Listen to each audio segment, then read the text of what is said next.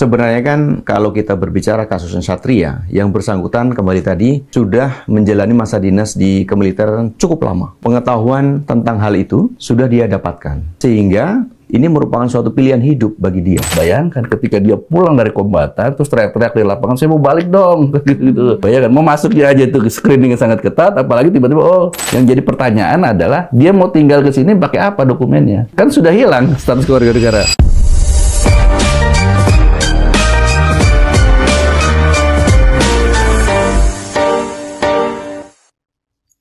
Halo sobat semuanya, senang sekali kita dapat bertemu lagi dalam podcast What's Up, waktunya hukum menyapa. Kita akan bahas satu tema yang ini menyangkut isu yang masih hangat diperbincangkan oleh publik. Ini terkait dengan seorang warga negara Indonesia yang merupakan ex atau mantan prajurit, dan ini terkait juga dengan pilihan hidup nih sobat. Tapi saya tidak sendiri tentunya, karena ada dua narasumber kita yang keren-keren sobat. Yang pertama ada Bapak Kepala Dinas Penerangan Angkatan Laut Laksamana Pertama TNI Tunggul. Pak Tunggul, apa kabar? Alhamdulillah baik Mbak, terima kasih. Dan selain itu juga ada Bapak Dirjen Administrasi Hukum Umum, Pak Widodo. Selamat pagi, apa kabar Pak Widodo? Alhamdulillah baik Mbak Marcel. Tadi seperti pembukaan saya, Bapak-Bapak ini membahas terkait dengan sosok bernama Satria Artakumbara yang juga sedang ramai diperbincangkan. Nah, saya akan mulai dengan Pak Tunggul. Apa yang diketahui terkait dengan rekam jejak dari Satria Artakumbara? Terima kasih Mbak Marcel. Pak Dirjen? Ya. Jadi kalau kita berbicara tentang Satria Artakumbara ya, berkaitan dengan rekam jejaknya, tentu saja kalau kami dari Angkatan Laut berpatokan mulai dari rentang waktu dia masuk, mendaftar, dan berdinas di Angkatan Laut. Kemudian setelah sekian waktu ada peristiwa atau suatu kejadian yang mengakibatkan Satria ini diproses secara hukum militer. Kemudian sampai dengan batas waktu tertentu, yaitu pada tahun 2022 dia dinyatakan disersi atau meninggalkan tugas, kemudian diputus dijatuhi hukuman militer pada tahun 2023. Nah, semenjak titik inilah sampai dengan sekarang yang bersangkutan ini menjadi bukan lagi prajurit TNI Angkatan Laut, tapi sudah menjadi orang sipil. Demikian, Mbak. Ya. Oke, karena memang tadi yang meninggalkan tugas, tapi artinya kan udah hampir 20 tahun nih Pak, menjadi anggota TNI sebelumnya. Harusnya sudah tahu dong bagaimana aturannya, bagaimana disiplin militer, sudah ada betul. Pendidikannya ya? Iya, betul Mbak Marcel. Jadi, di dalam pembinaan kami, TNI Angkatan Laut terutama, pemahaman tentang hukum disiplin militer, itu sudah diberikan pelatihan secara periodik. Periodik, berarti terus ditegaskan ya? Betul. Apalagi yang bersangkutan ini kan masa kerjanya sampai dengan dipecat itu kurang lebih 19 tahun. Artinya dia sudah memiliki pemahaman tentang itu. Tentang itu. Mulai dari dia, kita sebutnya yaitu mangkir, yaitu meninggalkan tugas sampai kurun waktu tertentu, kemudian waktu berjalan, sampai dia dinyatakan disersi. Disersi pada waktu damai, karena memang kita tidak sedang berperang. Begitu, Marcel. Jadi statusnya sebagai anggota TNI gugur. Dan kalau kita bicara soal motif, Pak Tunggul, ini kan motifnya yang ramai beredar di publik itu karena persoalan ekonomi. Ada kebutuhan secara personal. Tapi temuan dari TNI Angkatan Laut, Pak, apakah memang ini murni motif ekonomi atau ada persoalan ideologi juga sebenarnya, Pak? Iya. Dikarenakan yang bersangkutan ini kan diputus secara in absentia. Artinya dia tidak hadir waktu mulai dari proses dia meninggalkan tugas sampai dengan pengadilan dan diputuskan kan yang bersangkutan tidak ada. Sehingga konfirmasi-konfirmasi keterangan yang seharusnya kita bisa gali kalau yang bersangkutan ada, ini tidak bisa kita laksanakan. Nah, sejauh ini memang latar belakang yang menjadikan yang bersangkutan itu akhirnya meninggalkan tugas karena memang pertama dari gaya hidup ya, gaya hidup yang bersangkutan itu cukup hedon, sehingga dia terlibat hutang yang jumlahnya cukup besar. Kemudian yang bersangkutan tidak mampu untuk mengatasinya, mencobalah peruntungan dengan apa, yaitu ikut judi online. Judi online. Ternyata Jadi itu terkonfirmasi benar ya, iya, Pak? Betul. Jadi ini tidak menyelesaikan masalah, dan saya yakin semua orang juga pasti akan sepakat bahwasanya apabila kita mengalami suatu permasalahan dengan keuangan, kita masuk ke judi online bukan menjadi semakin baik, namun akan semakin buruk. Nah, yang bersangkutan dengan segala macam utangnya ini tidak mampu mempertanggungjawabkannya. Akhirnya dia meninggalkan tugas dari kedinasan kita di TNI Angkatan Laut. Begitu, Mbak. Oke, jadi itu ya latar belakang dari kasus ini. Tapi kalau kita lihat lebih luas fenomenanya, Pak, sebetulnya mungkin yang beredar itu istilah tentara bayaran. Nah, tentara bayaran ini satu praktik yang memang sehari-hari ditemukan oleh para prajurit nggak sih, Pak? Ada tawaran-tawaran dari luar negeri untuk mengetes bagaimana kesetiaan mereka pada negara, nasionalisme mereka. Iya. Sekarang ini kan tentara bayaran, atau kalau mungkin diistilahkan di dalam istilah asing ini kan bisa disebut dengan private military contractor atau soldier of fortune atau private military company. Banyak hal yang berkembang di dunia. Namun hal tersebut memang seharusnya tidak terjadi untuk para prajurit kita. Tawaran dan lain sebagainya sejauh ini memang kita tidak bisa mendeteksi itu, Mbak. Tapi yang jelas adalah kasusnya Satria ini kan pertama, dan kita harapkan ini juga merupakan kasus yang terakhir. Karena kita berharap paling tidak di lingkup TNI Angkatan Laut sendiri atau lebih luas di masyarakat Indonesia bisa memetik dari pelajaran dari kasus Satria, bahwasanya setiap pilihan hidup tentu aja ada resiko. Apalagi yang bersangkutan memang sudah melanggar berbagai aturan yang ada di negeri kita, gitu, Mbak.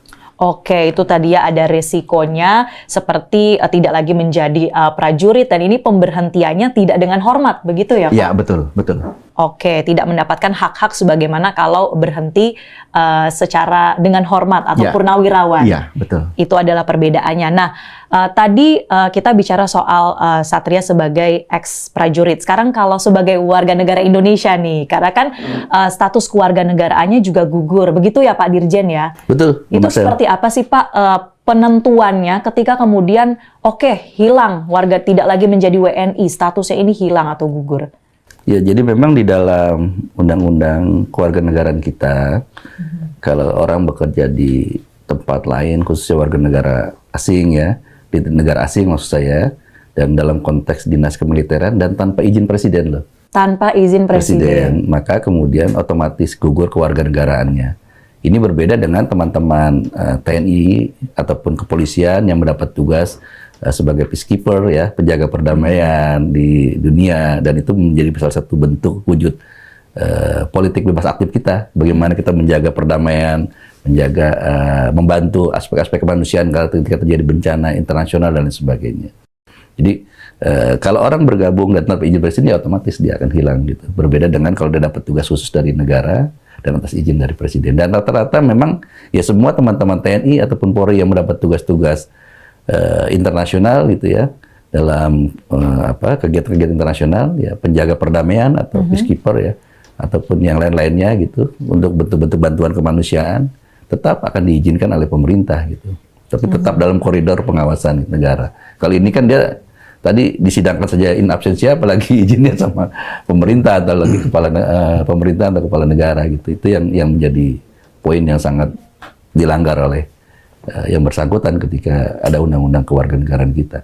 Oke, dalam undang-undang sudah jelas. Nah, tapi saya tertarik nih tadi Pak Dirjen bicara soal misi kemanusiaan menjadi penjaga perdamaian. Mungkin bukan hanya prajurit, tapi warga sipil ini terkadang juga memiliki rasa kemanusiaan yang tinggi, sehingga niatnya baik begitu untuk berkontribusi pada perdamaian dunia, tapi kemudian tidak paham bagaimana sebetulnya ada aturan atau undang-undangnya. Membedakan ketika kita ingin berkontribusi lewat prosedur yang benar dan juga dengan prosedur yang tidak benar itu seperti apa, Pak?